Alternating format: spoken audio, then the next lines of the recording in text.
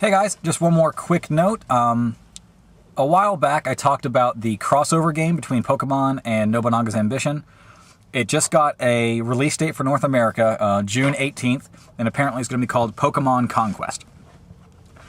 I don't really agree with them dropping out the Nobunaga's Ambition portion or whatever from the name, but, you know, it's probably not as a known commodity here as something like Romance of the Three Kingdoms, so it's not going to hurt it too much. I'm a big fan of turn-based strategy games, so I'm glad to see this coming out. There was a time when I was a huge fan of kind of monster-raising games, like Pokemon, Azure Dreams, and my favorite series, probably one of my favorite franchises on the PlayStation was the Monster Rancher games. So, Pokemon is probably the only real survivor of that boom of monster-raising games. Pokemon, Digimon, which I think is pretty much dead. Azure Dreams had a GBA sequel, which was so-so. I didn't actually get to see it. It just didn't get reviewed well, I don't think. Monster Rancher had a DS game back in 2010, which is the last one I played. I think it was alright, but it just didn't capture the same feeling of the original PlayStation games. Hell, I don't even know if the Final Fantasy games still have any sort of chocobo breeding. But, yeah, so there's not a lot of monster games out there. Pokemon kind of was the originator, and it's the last survivor. It's like coming in first for Royal Rumble and actually winning. Turn-based strategy games, while they're still coming out, they kind of have been relegated to a second-class role compared with their real-time siblings. And Warcraft and StarCraft have really put the real-time games in the forefront. I think it's kind of funny how those have spun off into... You've got a lot of tower defense games, which are kind of children of real-time strategy. Things like Dota and League of Legends. I kind of get the other arm of that.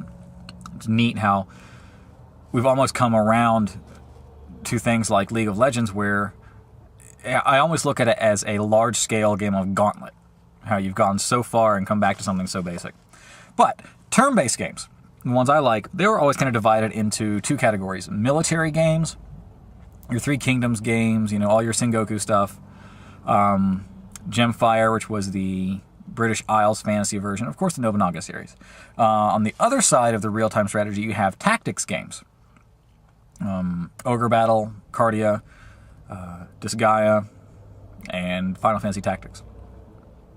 Oh shit, one of my favorites of these was, on the military side, Advance Wars. If you have not played any of the Advance Wars games on the Game Boy Advance or the DS or what have you, pick them up. I'm waiting to see what they can do on a 3DS.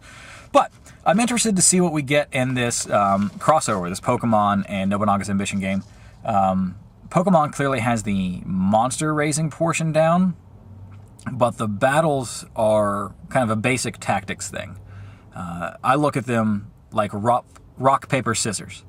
Sweet Pete over on his channel will probably be able to dispute that and give me pages and pages and pages of detailed strategies why it's not that simple, but that's just as far as I've ever taken it. As I mentioned before, I have never had the patience to go out and catch them all.